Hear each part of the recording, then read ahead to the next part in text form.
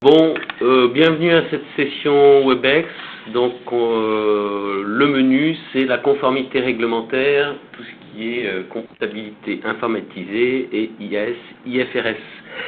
Je ne sais pas si vous avez assisté à la journée MGE Expert de, si je me souviens bien, décembre, mais le sujet a commencé à être abordé largement lors de ces sessions.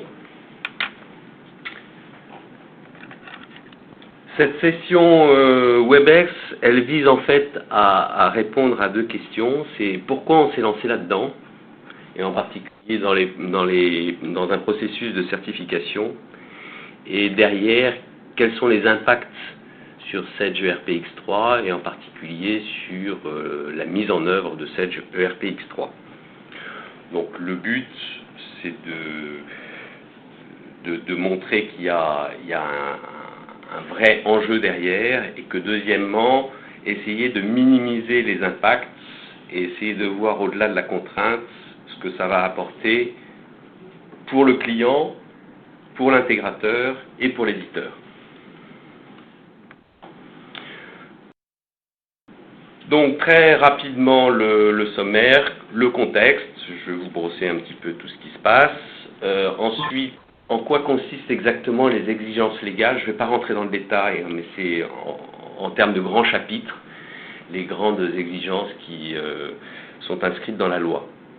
Et enfin, je ferai un petit aparté sur qu'est-ce que c'est que la certification exacte, qu'est-ce qu'on peut y attendre, et essayer donc de dédramatiser la chose. J'attaque directement donc le contexte. Alors ce slide, vous le connaissez parfaitement, par cœur, les suivants aussi, mais c'est juste pour rabâcher un petit peu que toutes les nouvelles fonctionnalités, on va dire, Emerald, V6, pardon, s'inscrivent dans une logique qui correspond, en ce qui concerne tous les modules finance, à répondre aux enjeux des directions financières qui sont réduction des délais, maîtrise des risques, reporting et communication financière, réduction des coûts, pilotage et alignement de l'opérationnel sur la stratégie. Et dès lors qu'on parle de conformité réglementaire, le chapitre essentiel qui est impacté, c'est tout ce qui est maîtrise des risques. Donc voilà. Je n'insiste pas sur les bénéfices, vous connaissez ça parfaitement. Ça, c'est une autre façon de présenter les choses. En colonne, vous avez les grands enjeux, et en ligne, vous avez les réponses que cette ERPX3 version 6 apporte. Et en particulier, donc, dans tout ce qui est le chapitre Assurer la conformité légale et normative, deux sous-chapitres qui sont le CEPA, on a eu l'occasion d'en parler largement et on va continuer à en parler. La deuxième chose, c'est bien entendu tout ce qui est comptabilité informatisée et IAS IFRS, qu'on peut regrouper dans un chapitre qui est la certification de Sage ERPX3.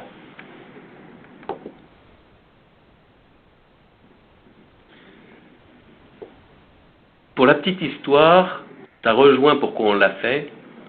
Pour la petite histoire, je suis assailli de demandes clients, partenaires, etc., qui me posent la question de quid de la conformité de Sage ERPX3 vis-à-vis d'auditeurs internes, externes, de contrôles fiscaux, etc. Et le nombre de demandes de ce type-là est en train de devenir très important. C'est pas un hasard, la crise est passée par là en particulier, avec un besoin de financement des États qui est de plus en plus important. Et donc, le leitmotiv au niveau de l'administration fiscale, c'est de récupérer des sous. Le levier essentiel, on le connaît, c'est la lutte contre la fraude fiscale.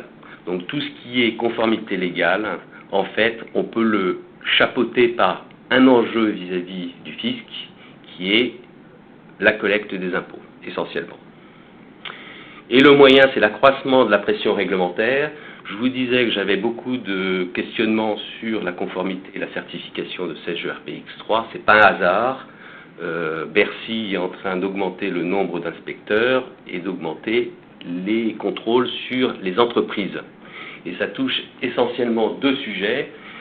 Tout ce qui est facturation et encaissement, on rejoint le chapitre de la TVA, et tout ce qui est valorisation de stock et des immobilisations, et on rejoint ici le calcul du résultat et donc l'impôt sur les sociétés. C'est pas un hasard tout ça. Et on retrouvera ces thèmes récurrents dans toutes les exigences légales liées à la conformité.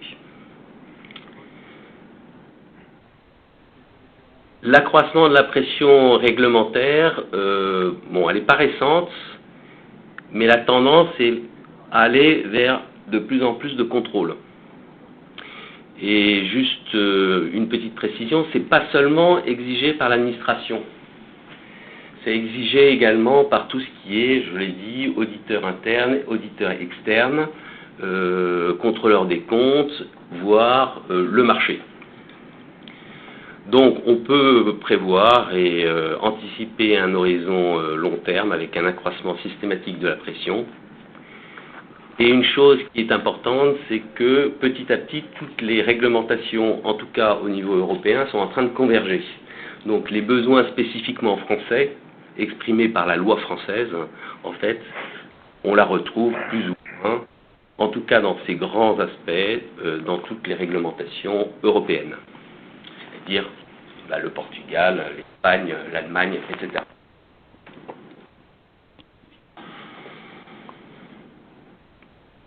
Je vais rentrer maintenant dans le vif du sujet, en essayant de regrouper donc en fait les grandes exigences liées à la comptabilité informatisée et l'IAS-IFRS. Donc le principe de base, c'est d'assurer, c'est dans les textes légaux, le caractère sincère, régulier et probant de la comptabilité. Sincère, ça veut dire éviter les fraudes. Régulier, ça veut dire que la comptabilité est censée être à jour. Et probant, c'est qu'on doit apporter la preuve que tous les événements comptables, essentiellement, derrière, il y a des documents justificatifs qui font foi. Les grands sujets sont donc l'archivage fiscal des données. C'est inscrit dans la loi, les entreprises doivent archiver leurs données pour un rôle fiscal. Attention, bien distinguer donc l'archivage fiscal de tout ce qui est outils informatiques. Je pense par exemple à la GED, gestion électronique de documents. C'est pas tout à fait la même chose. La GED, c'est le conteneur, alors que ce que demande l'administration, c'est bien plutôt du fonctionnel. Le principe est simple, il s'agit périodiquement d'archiver les données et donc de pouvoir vérifier à tout moment que les chiffres sortis du système d'information correspondent et n'ont pas été modifiés depuis l'archivage. Donc cette notion d'archivage fiscal, c'est premièrement, je garde la trace des données sous une forme exploitable indépendamment du logiciel qui les a produits. Mais deuxièmement, je peux checker que les chiffres que je sors avec mon logiciel, X temps après, sont conformes à ce que j'ai archivé. Donc un souci de traçabilité et de vérifier que le système n'a pas été dévié. Le deuxième aspect, c'est tout ce qui est audit des procédures, c'est-à-dire je dois tracer exactement ce qui a été réalisé dans l'exploitation, avec un sujet particulier qui est tout ce qui est modification des données et des paramètres comptables liés. Ça veut dire quoi? Ça veut dire qu'à partir du moment où on a archivé des données qui sont censées refléter la situation à un moment donné, et que N temps après, le logiciel est censé sortir les mêmes chiffres, il faut que je puisse justifier d'éventuelles modifications. Donc tout ce qui est modification de données, je pense à une chose, par exemple, modification de la raison sociale d'un tiers, ou modification, par exemple, d'une règle de valorisation de stock.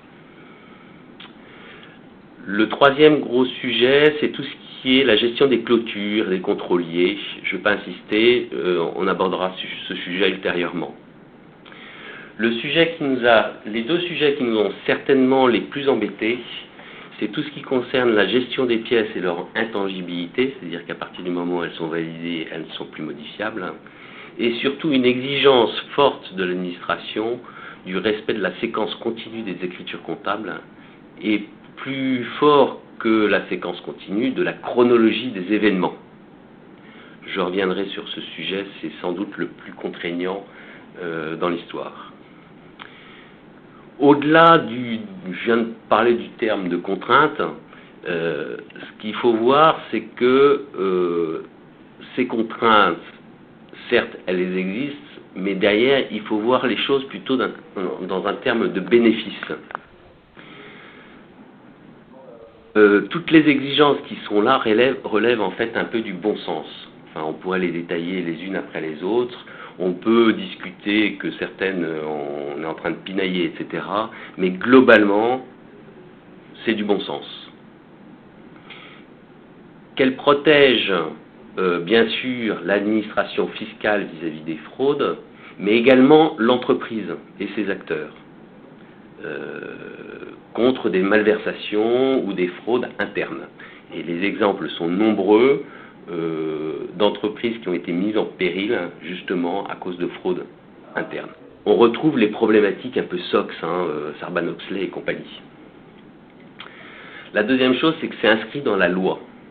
Et donc, à partir du moment où c'est inscrit dans la loi, le législateur, il a prévu un certain nombre de sanctions en cas de non-respect de ces lois.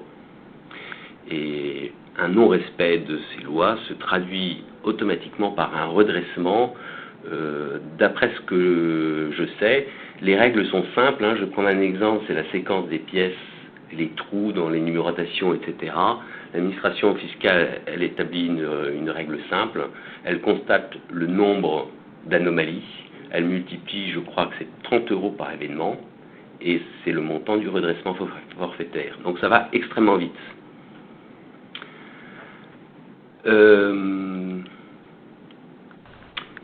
qui a été fait, il faut le voir plutôt comme ça, c'est une prise en compte dans le standard pour faciliter la mise en œuvre. C'est-à-dire qu'on a essayé de mettre tout en place pour faire en sorte que la mise en œuvre dans le cadre de la conformité soit facilitée. C'est-à-dire qu'en gros, on a prévu certes des contrôles supplémentaires, mais également un ensemble de procédures préparamétrées. Et le troisième intérêt que je vois à cette procédure, ce processus de certification, c'est le respect des règles qui sont censées ne pas être ignorées par les différents intervenants. Et donc, il existe maintenant des documents qui sont les règles à appliquer vis-à-vis de leur conformité. Enfin, le troisième point, c'est qu'on pourrait reprocher que cette conformité est très franco-française. En fait, pas du tout. Je vous ai dit que dans le cadre européen, au moins dans le cadre européen, mais en fait mondial, toutes les réglementations convergent, en tout cas sur les grands sujets.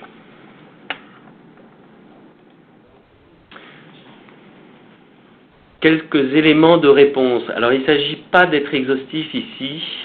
Je vous renvoie aux release notes de la version 6.2 et je vous renvoie au README tout simplement des patchs qui passent. Je voudrais insister, donc on retrouve les grands sujets, archivage, audit, intangibilité des pièces, chronologie des événements, gestion des périodes, gestion des factures. On pourrait rajouter des choses comme la légalité de la valorisation des stocks, les règles de valorisation de stocks. Donc tout ça est documenté. L'objectif ici n'est pas d'être exhaustif, mais de vous donner quelques informations. Et je vais insister essentiellement sur 3 choses qui vont avoir un impact sur... La première chose, c'est tout ce qu'on parle, c'est On tout n'a pas fait grand-chose, mais je l'ai pas là,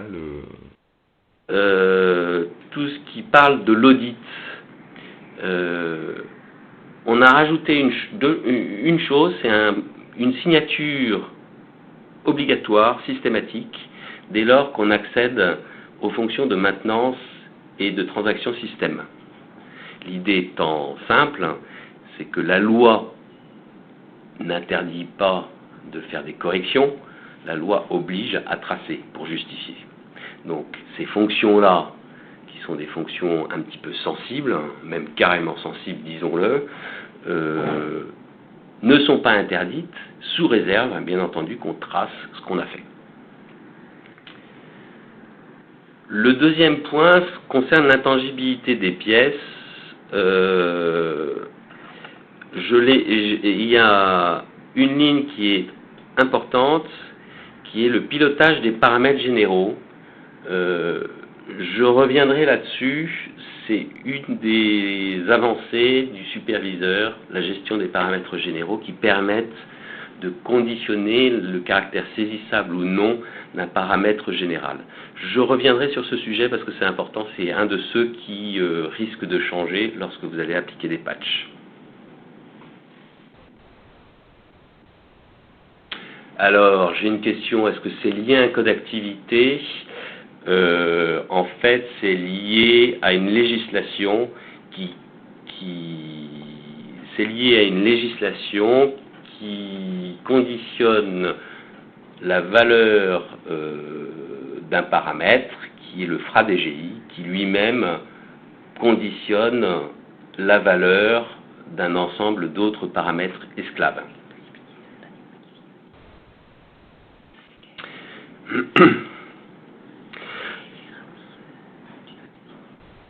Le troisième point sur lequel je voudrais insister, c'est sans doute le plus touchy. C'est tout ce qui concerne la chronologie des événements. On a eu des longues discussions sur ce point-là et on a abouti à la conclusion suivante. Premièrement, qu'on préconise certaines structures de compteurs. C'est une préconisation, ce n'est pas une obligation. La deuxième chose, c'est qu'on préconise, là aussi c'est une préconisation, ce n'est pas une obligation, la mise en œuvre de contrôle de chronologie au niveau des compteurs de factures et assimilés. Donc quand je parle de factures et assimilés, je fais référence à module tiers, module négoce et tout ce qui est facture avoir. Il y a un petit témoin sur la gestion des compteurs qui permet d'assurer la chronologie. Le principe est simple, je n'ai pas le droit d'enregistrer un document à une date X si le précédent document a été enregistré à une date postérieure.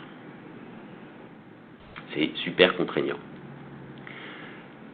Finalement, je pense le vrai contrôle le plus judicieux qu'on puisse mettre en œuvre est le dernier qui est la saisie de facture impossible au mois M si une facture sur le mois M plus 1 existe. C'est-à-dire d'assurer la chronologie au mois le mois, s'assurer qu'un mois est fini avant de commencer un autre et s'assurer qu'un mois clôturé est définitivement clôturé sans que on garantisse que la facture numéro 1 dans le mois de janvier était saisie à une date comptable antérieure à la facture numéro 2. C'est admis par l'administration fiscale et donc voilà. Ça, c'est un traitement en dur dans les programmes conditionnés par la localisation française, FRA-DGI. La dernière chose sur laquelle je voudrais insister, parce que ça va avoir là aussi un impact direct sur la mise en œuvre, c'est la limitation à 2 exercices ouverts simultanément. Le principe, il est simple.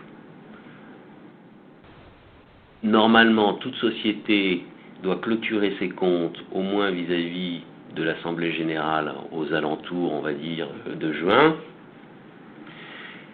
Et donc jusqu'au mois de juin d'une année, l'exercice précédent est potentiellement modifiable avec les dernières opérations d'inventaire, mais que ultérieurement à l'Assemblée générale, bien entendu, les comptes sont clos. Et donc on est tenu de ne pas avoir plus de 2 exercices ouverts simultanément. Le contrôle qui a été mis en place est un contrôle un peu, on va dire, spartiate. C'est qu'on dit que vous avez 2 exercices ouverts. Donc, dans les procédures de reprise, je pars à une implémentation de cette jeu RPX3 dans ce cadre-là. Il va bien falloir intégrer ce paramètre-là dans les procédures de reprise si le client souhaite disposer de l'historique. Donc, soit faire sauter le contrôle, je ne vous ai rien dit, soit clôturer année par année, pour faire en sorte systématiquement de n'avoir que 2 exercices ouverts.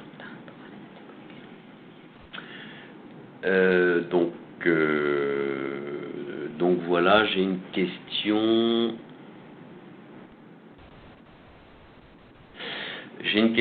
Comment gérer la chronologie en cas d'interface avec un logiciel métier qui génère les factures et leurs numéros? Là, le principe est très simple. C'est une des avancées, c'est une des améliorations qu'on a promis dans le cadre de la certification dans les versions ultérieures.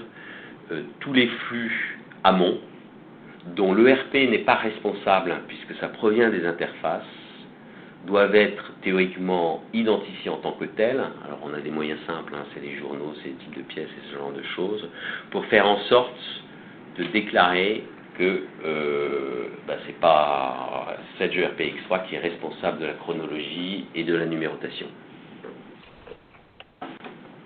Voilà, j'insiste pas, je vous renvoie donc en particulier à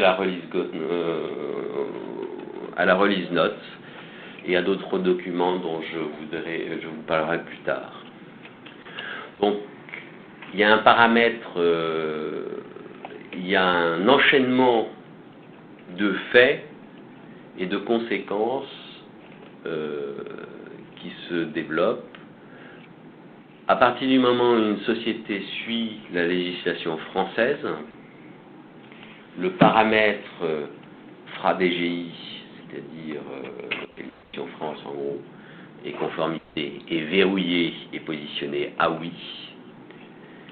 Le verrouillage de ce paramètre fait que des paramètres esclaves sont également liés. J'en ai cité un dans ce slide qui est le SIV-SUB, qui est la possibilité de supprimer une pièce. Donc, dans le contexte de FRA-DGI, je regrette de vous faire savoir qu'il est interdit de supprimer des pièces parce que sinon on perd des chronos et que donc, si on s'est gouré, c'est une extourne et on ressaisit la bonne pièce. Ce verrouillage du paramètre FRA-DGI a également des répercussions en donnant la possibilité d'hériter de comportements préparamétrés. Par exemple, les pièces automatiques des modules amont génèrent des pièces définitives. Et puis pilote également des contrôles additionnels. Je vous ai parlé de pas plus de 2 exercices ouverts, mais je pourrais vous parler également de j'ai pas le droit au LIFO pour les valorisations de stock dans le cadre de la législation française. Donc tout ça est verrouillé par le paramètre FRA-DGI. Donc une fois que je vous ai dit ça, je vous ai dit, sans le dire, le moyen de traiter les reprises ou des événements exceptionnels.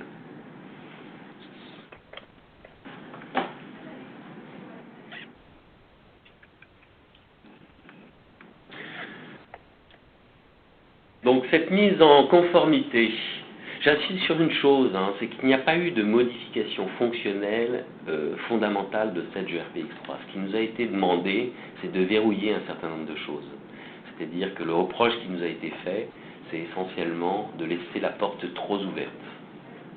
Donc on a discuté, bataillé, l'objectif n'étant pas d'avoir une application monolithique et sur laquelle on ne peut rien faire, mais de répondre aux lois en essayant de minimiser ses impacts, en particulier lors de la mise en place.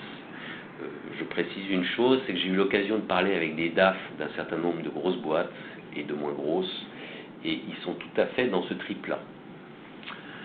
Quelques chiffres, donc, c'est 31 améliorations, je vous renvoie à la release note. C'est 20 tables auditées, c'est-à-dire du pré-paramétrage qui automatise et qui prévoit des données sensibles auditées. C'est une quinzaine de modèles d'import-export, enfin d'export plus exactement. Et enfin, un document qu'on appelle le livre blanc de la conformité. Livre blanc qui est livré avec le CD 6.2 et qui doit être livré avec le patch 11, 12 ou 13, je ne me rappelle plus. Voilà, lisez attentivement ce document parce qu'il est intéressant, il reprend finalement ce que je vous ai expliqué. Il contient en particulier un document qui nous paraît important en fin de ce livre blanc, qui est un PV, au moment de la mise en exploitation, c'est-à-dire le go live, permettant de s'assurer que tous les paramètres et toutes les procédures associées à la certification ont été correctement positionnés. À partir du moment où ce PV est signé par les parties, les avantages de la certification pour le client, pour vous, pour l'éditeur, sont évidents.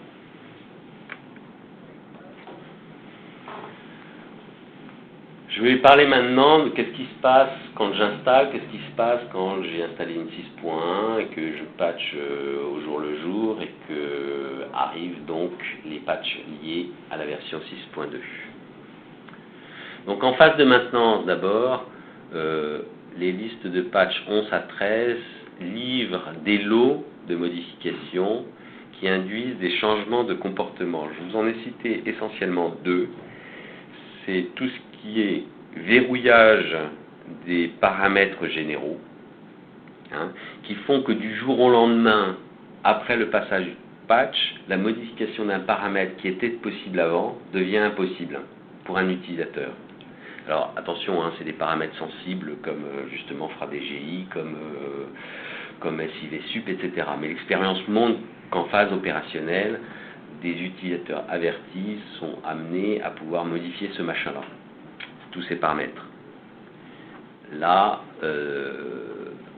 normalement, il n'est pas plus possible de les modifier, sauf à enclencher une modification en cascade qui sont de toute façon auditées ultérieurement par les fonctions d'audit. Donc on trace le fait que le paramètre machin la valeur a été modifiée. Le deuxième paramètre important, c'est pas plus de 2 exercices ouverts. Alors, méfiance, fort heureusement, on est en début d'année, mais ça veut dire que quand va arriver la fin 2011 et que les clients vont commencer à vouloir créer leur exercice 2012, s'il existe plus de 2 exercices ouverts, le système va bloquer. Donc il faut anticiper.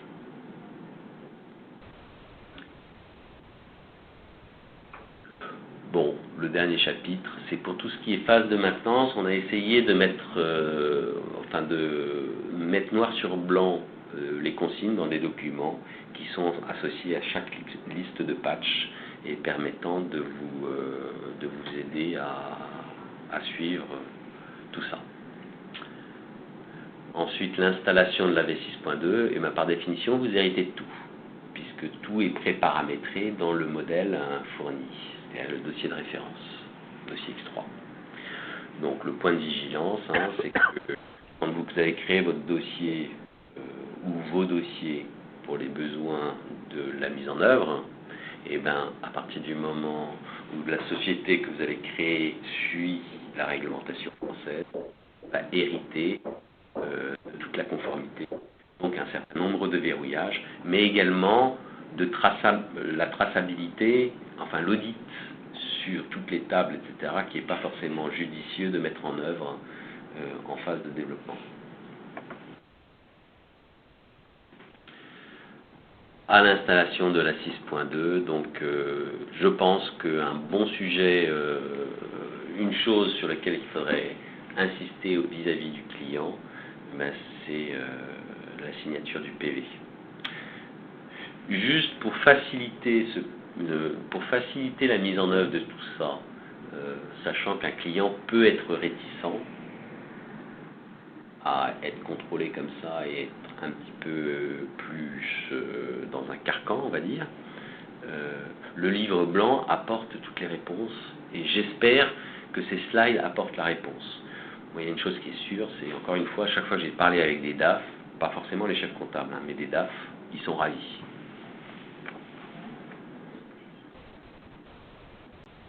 Trois mots sur la certification.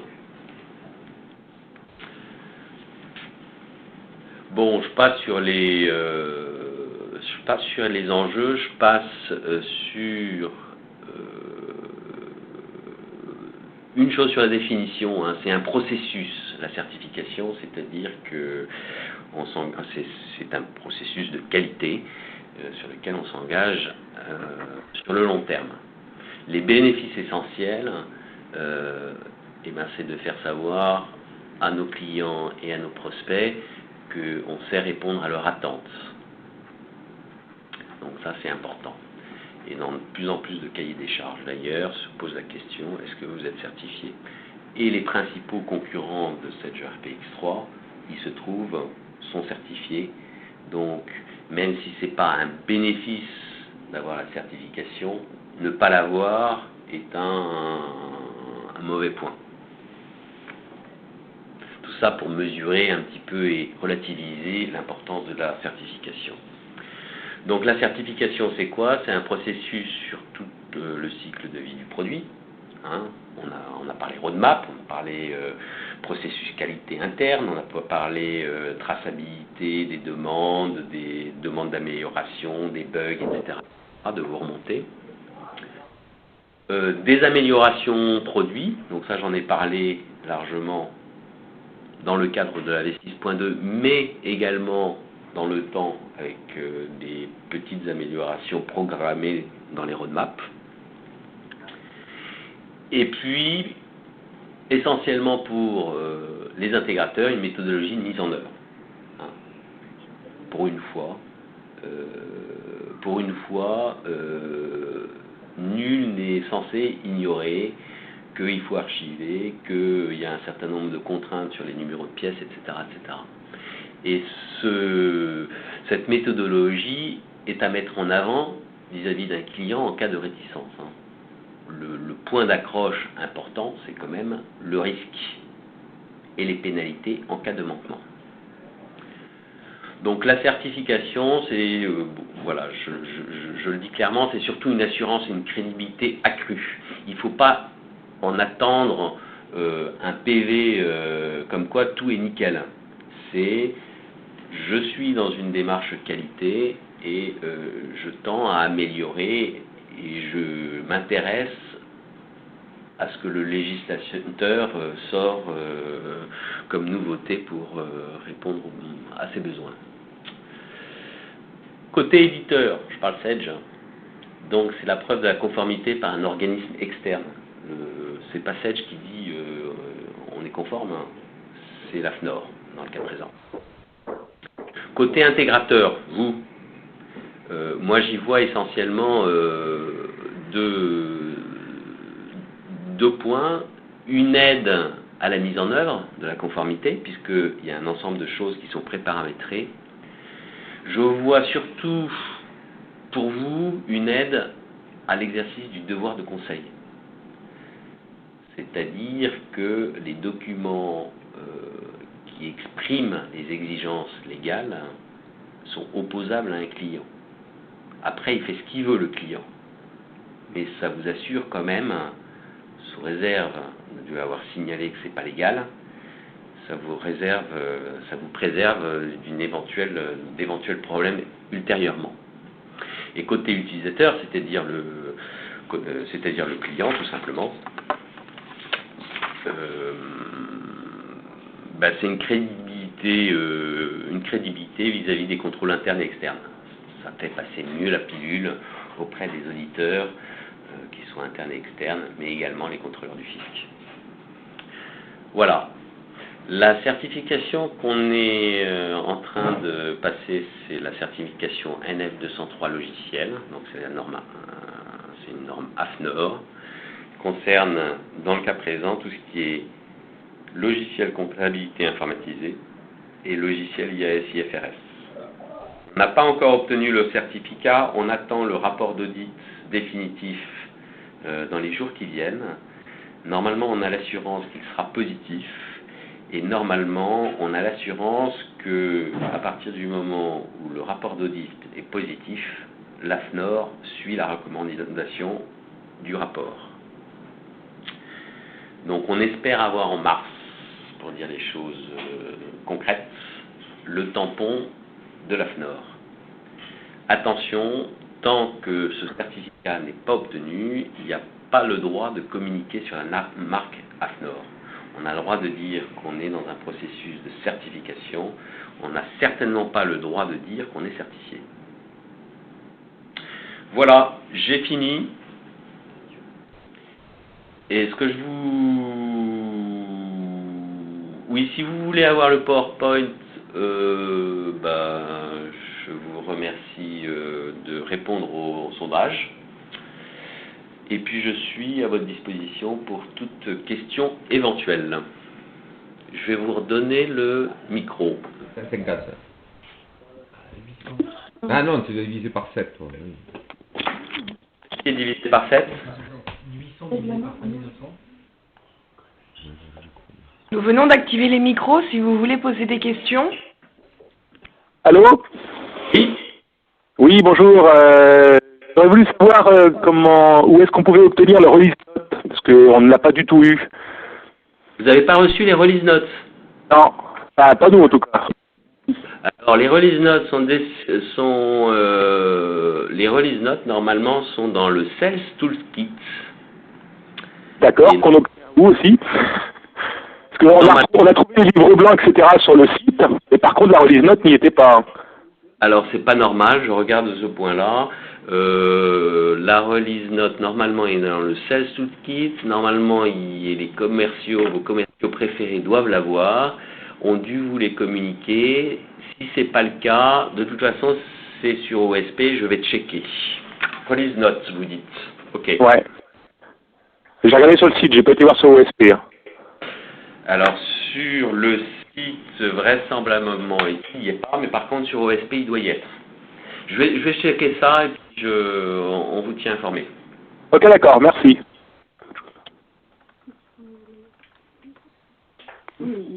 Une autre question ? Oui. Allô ? Allô ? Vous m'écoutez ? Oui.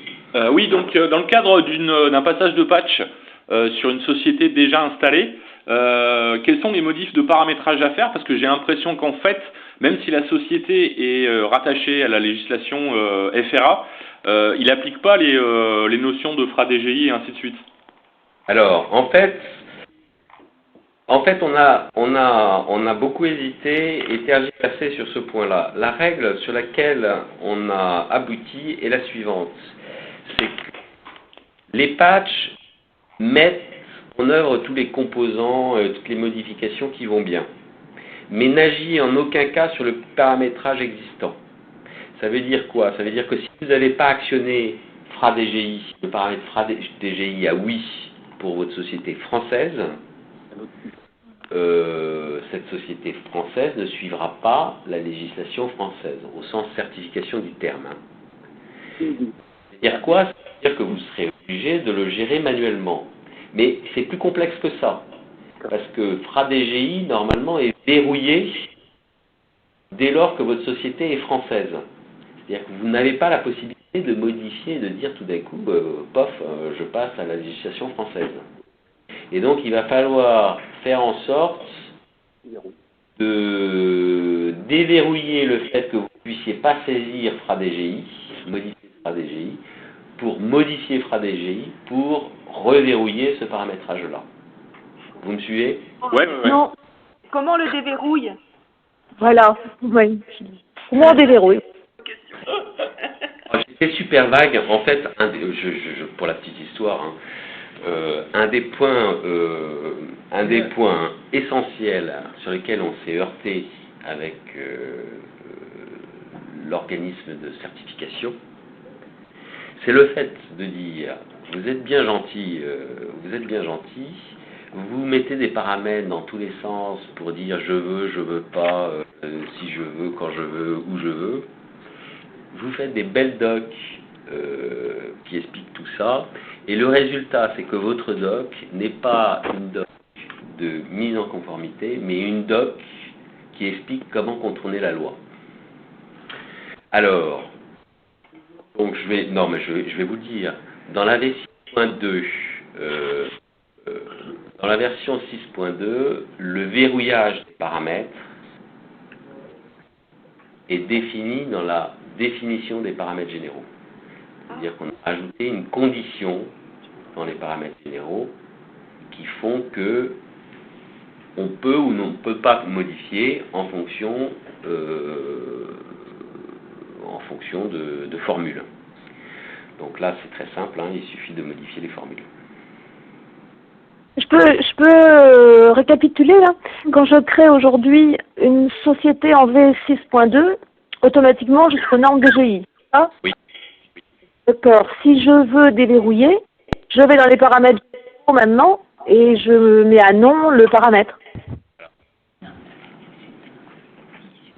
En fait, c'est dans le dictionnaire des données, hein, qu'on a donné la possibilité à un utilisateur, même averti, de modifier ça. C'est dans le dictionnaire des données qu'on positionne une condition qui dit je suis France, donc FraDGI. Je ne peux pas modifier sa valeur. Et j'hérite de la valeur standard qui est oui, je suis FraDGI. Et si je veux que ce soit un non, j'ai pas compris alors. Allez-y, j'ai pas compris. Aujourd'hui, quand je crée une société, j'ai un paramètre dans les paramètres généraux du dossier qui me permettent de dire si s'applique ou pas les normes DGI. Oui. D'accord. Si je passe en 6.2, je n'ai plus ce paramètre. Si vous avez ce paramètre, mais il n'est pas modifiable directement. Il faut que vous Il faut que j'aille le modifier. Il faut que vous modifiez la définition du paramètre dont et il y a un champ qui a été rajouté en 6.2 qui est une formule conditionnant la possibilité de saisir ou non ce paramètre, la valeur du paramètre. C'est tout. Donc, dans la fonction dictionnaire, définition des paramètres, il faut modifier la formule qui conditionne sa saisie. C'est clair ou pas? Oui, c'est clair. Alors, juste, vous dites je veux pas de FraDGI. Attention quand même, hein. Attention quand même, je sais que c'est difficile de faire passer ça à un client. Attention quand même, le client, encore une fois, il s'expose à des risques importants. Oui, mais moi je préfère qu'ils disent oui, hein, mais bon. Un conseil à vous donner, c'est de vous couvrir, vous. Parce que vous avez quand même un devoir de conseil. Et donc, c'est l'intérêt du PV. Après, vous voulez, le client, il fait ce qu'il veut, mais c'est à ses risques et périls. Nicolas. C'est ça le but de l'assertif, hein. C'est d'essayer de séparer les responsabilités. S'il a un gros pépin, votre client, parce qu'il n'a pas respecté les machins et les trucs et les préconisations de son consultant préféré ou de son éditeur préféré, son réflexe immédiat, je le sais parce que moi j'ai les courriers, hein, le réflexe immédiat, c'est de se retourner d'abord vers son intégrateur et éventuellement vers l'éditeur, et de toute façon l'intégrateur il se retourne vers l'éditeur. Oui, vous voyez cette logique-là. Donc c'est vraiment une logique d'essayer de. Alors faut pas être terrorisé par ce truc-là. Mais il faut essayer de serrer les questions et de séparer ce qui est du domaine du client de ce qui est du domaine de l'intégrateur, de ce qui est du domaine de l'éditeur. Et le livre blanc est pour vous, à mon avis, un outil essentiel. Parce que Ouais. s'il n'est pas signé, etc., et si vous avez dit au client, alertez le client, etc., donc exercez votre devoir de conseil, vous êtes couvert. C'est plus votre problème après. Justement, Nicolas, est-ce qu'il va y avoir des actions de communication de Sedge vers sa base installée ou chaque intégrateur doit s'en charger? Bah, moi, je vais communiquer sur la conformité, etc., dans les newsletters, dans les machins, etc., etc. Je pense que quand même les mieux placés, ce sont les éditeurs qui sont au contact des clients. J'ai dit quoi? Les intégrateurs qui sont au contact de leurs clients et qui connaissent bien les tenants et aboutissants. Donc je pense que les mieux placés encore, c'est encore vous. J'essaye de minimiser ce que j'ai dit quand même. La certification et le respect des etc. Ça n'a aucun problème, et en particulier avec l'administration fiscale. Sinon, on s'en fout, qu'on soit bien clair. Mais le problème, c'est que quand l'administration fiscale arrive, c'est trop tard. Et je peux vous garantir que les sommes engagées, donc les risques sur l'entreprise, de la pérennité de l'entreprise, la responsabilité du DAF ou du chef comptable, elle est directement engagée. Voilà, quand on parle de risque, ce qu'on veut dire. Et quid des process de certification ailleurs qu'en France, c'est-à-dire pour les autres pays? Alors, c'est une excellente question. Chaque pays suit son propre petit train-train, sa propre allure. J'ai dit que sur les grands principes, numérotation des pièces, chronologie, archivage, le fait qu'il faille archiver, etc., tout le monde est d'accord. Il n'y a pas une législation qui soit différente de ce point de vue-là. Les modalités peuvent changer. Je vais donner un exemple. Au Portugal, par exemple sur l'archivage fiscal, ils sont dans une logique SAFTI, qui est la génération d'un fichier fourni automatiquement à l'administration, format XML, un peu compliqué, etc. En Allemagne, et bientôt en France d'ailleurs, je vous signale, c'est un fichier un peu plus simple. En Allemagne, il s'appelle le GDPDU. Il y a une convergence entre la France et l'Allemagne, et bientôt ça va arriver ça. Voilà, donc tout ce qui est fonctionnement général, chronologie, audit, machin, bidule, etc., tout ça, on l'a rattaché à la législation France, parce qu'on considère que la France est quand même la plus mûre de ce point de vue-là, et la demande, en tout cas, on la voit passer de façon forte, mais tout ce qui a été fait est utilisable et directement exploitable par les autres législations. Ai-je répondu? Donc aujourd'hui, ça veut dire on n'a pas d'autres cas d'activité pour, par exemple, la certification Portugal ou allemande. Donc par défaut, pour limiter les risques, on active le FRA DGI sur tous les pays. Oui, ça serait une possibilité, tout à fait. C'est une possibilité. À ce moment-là, vous héritez de tous ces paramètres qui, encore une fois, sont très généraux. Il y a une seule limite, je crois, que c'est sur la valorisation de stock. On s'est un peu accroché avec InfoCert. Il me semble, par exemple, qu'en Italie, le LIFO est autorisé légalement, alors qu'il n'est pas autorisé en France et qu'on a verrouillé donc le LIFO. Vous voyez, c'est ce genre de bidule, de petits trucs qu'il faudra ajuster au coup par coup. Juste pour en revenir au Portugal, il existe en plus, dans le cadre du Portugal, un code d'activité particulier qui gère un numéro de signature électronique, enfin comment ça s'appelle, de je sais pas quoi, qui est une exigence légale 2011 et qui a été mise en place en 2011. Ces éléments de signature vont être sont déclenchés par le patch 13? Alors, vous parlez Portugal? Non, enfin, en général, la partie signature sur les données sensibles, sur toute Alors, l'utilisation des données sensibles, c'est le patch 13 qui amène tout ça? alors, oui, j'ai pas. Alors, je peux pas vous garantir si c'est 11, 12, 13. La seule chose que je peux vous garantir, c'est qu'en fait, ce qu'on va mettre à jour, c'est le dossier X3, mais en aucun cas les dossiers en esclaves. Ça veut dire, j'ai passé un peu vite sur le slide, phase de maintenance, je suis en 6.1 et je passe progressivement en 6.2 en appliquant mes patchs. J'ai passé un peu rapidement, en fait on préconise il y a deux possibilités. Vous voulez être en 6.2 certifié, etc. et bénéficier de tout le paramétrage, vous avez deux possibilités. Premièrement, vous installez une 6.2 par-dessus et vous héritez nativement de toutes les améliorations de paramétrage. L'autre possibilité, c'est que les quelques tables auditées, les quelques modèles d'import-export, vous les réintégrez dans votre dossier d'exploitation à la mano. Et là, le livre blanc est d'une aide importante puisque il trace l'ensemble des objets X3 impactés par la certification. D'accord.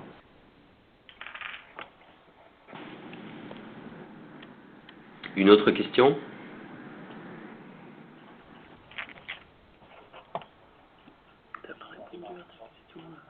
Oui.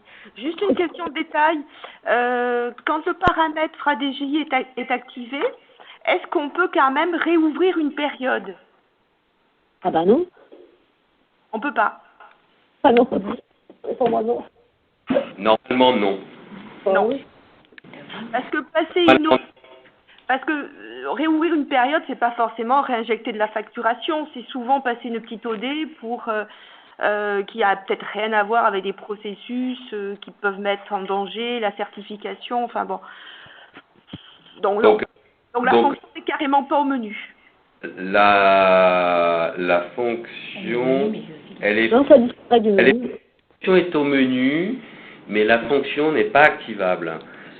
Encore une fois, là aussi, s'il y a des besoins de réouvrir un exercice ou une période, normalement c'est interdit par la loi, hein, soyons clairs.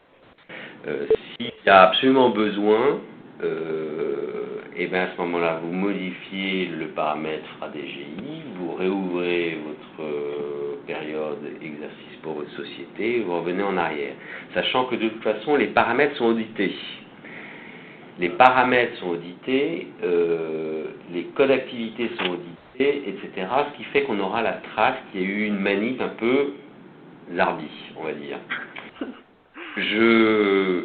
Non mais l'exercice, je comprends, hein, mais la période... Vous savez, on est à l'abri de rien. On a une société du CAC 40 que je ne citerai pas, qui nous a demandé, après nous avoir embêtés pour tout ce qui est certification, qu'on n'était pas conforme, etc., qui nous a demandé de rouvrir les exercices. Donc voilà. Donc on est à l'abri de rien. Ce que je veux dire, on a souvent cette demande. Hein, oui, bien sûr. Où il n'y avait pas la fonction de réouverture d'exercice, ça nous arrive souvent de le faire. Hein. Exercice? Non, de période. Ah non, exercice, ça nous arrive. Les clients qui nous le demandent. Parce que les périodes, effectivement, vous n'êtes pas obligé de les fermer tous les mois. C'est quand même une préconisation de l'administration, c'est une préconisation de tout commissaire aux comptes qui se respecte et de tout auditeur interne et de tout comptable qui derrière, il y a quand même du reporting group. Hein, donc, non, tout à fait. Non, mais les périodes, c'est très bien de fermer une période. Oui. Il faut fermer une période. Enfin, moi, c'est tout ce que je conseille. Hein. Mais souvent, ils ont besoin d'un tout petit truc, passer une petite OD parce qu'ils ont oublié quelque chose. C'est vraiment l'oubli bête.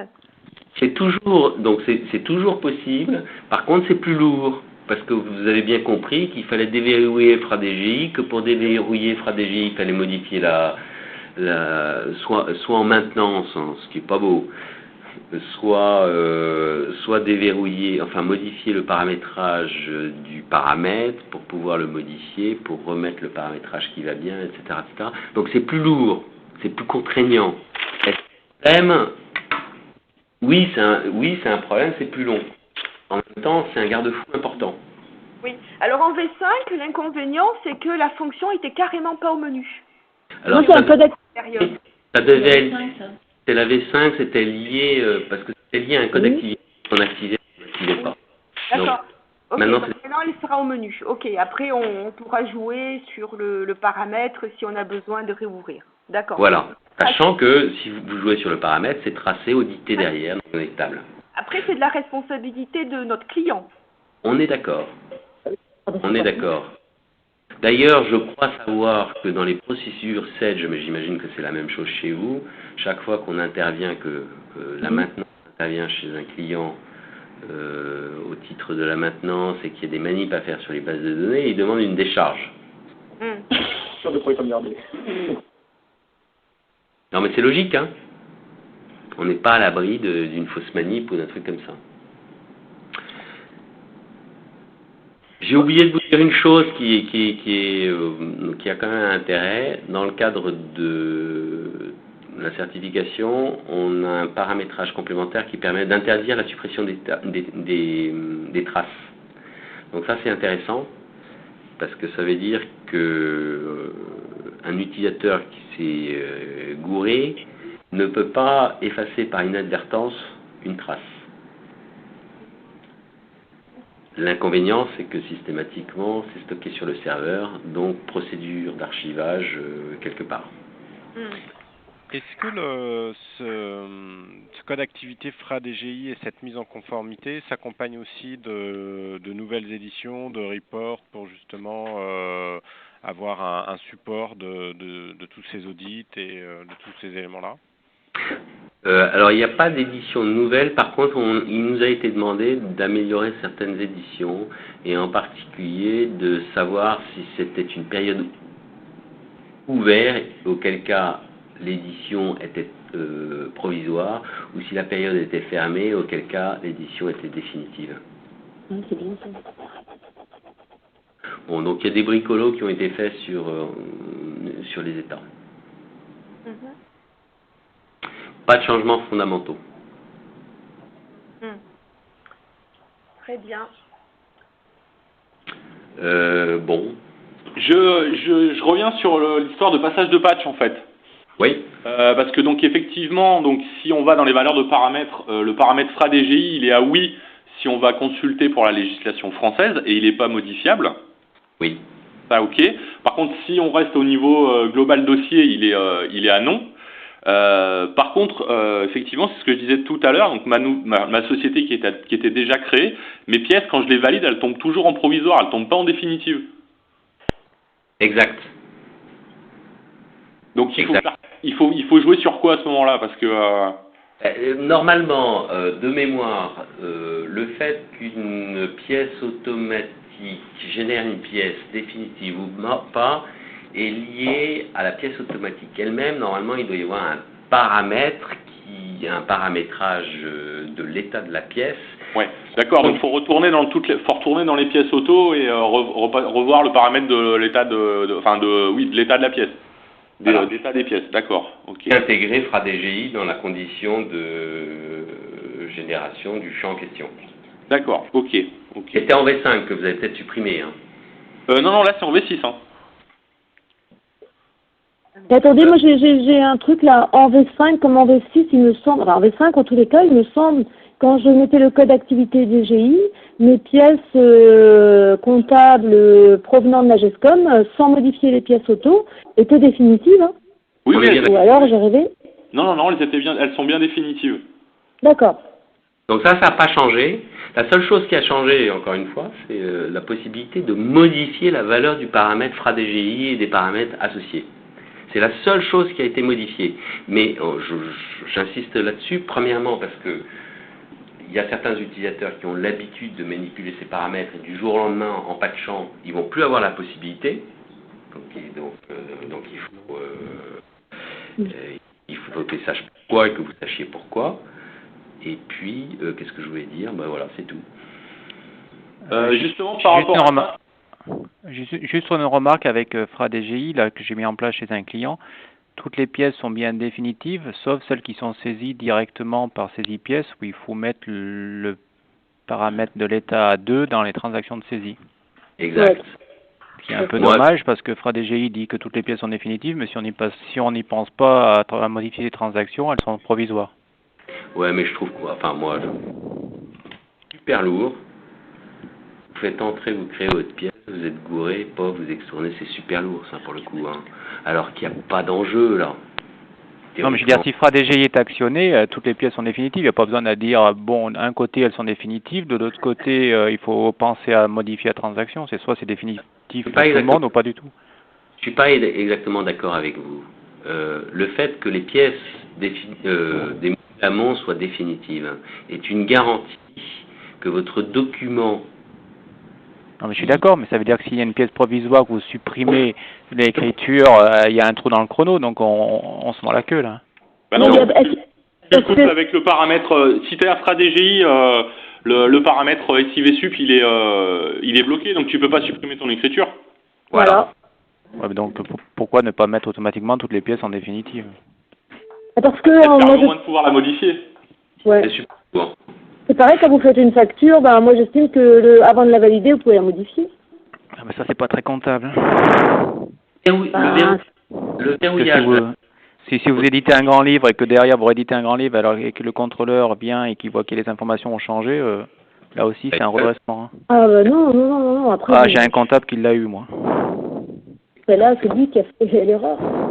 Vous n'avez pas le droit de modifier quand l'édition est faite. Hein. Quand l'édition est faite, ouais. Bon, voilà. Écoutez, moi, ce que je vous propose, c'est qu'on s'arrête là. Juste une petite dernière question rapide. Est-ce que c'est prévu de redescendre cette conformité donc et la certification si vous l'avez sur la V5? La réponse est non.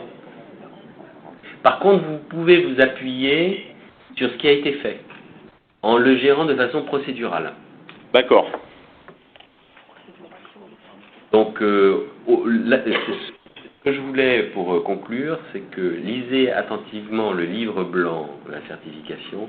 Il donne toutes les billes et il donne également un discours vis-à-vis du client. Voilà, c'est ça que je voulais vous dire. On arrête là, sauf si vous avez une dernière question. Merci de renseigner le questionnaire. Et on le trouve où le questionnaire? Parce que je le trouve pas ce coup-ci. Il va être mis en ligne. D'accord. Merci également de rajouter des thèmes qui vous intéresseraient, sur lesquels vous n'avez pas suffisamment d'infos, que vous aimeriez qu'on cause avec vous. Et puis, voilà, de toute façon, moi je suis à votre disposition si vous avez des questions complémentaires. Dans le cadre de la conformité, etc., on va reprogrammer très rapidement une session sur le CEPA pour changer, puisque un certain nombre de règles ont changé. Voilà, je vous préviens juste. Merci beaucoup. Merci. Et puis, Merci. Au revoir.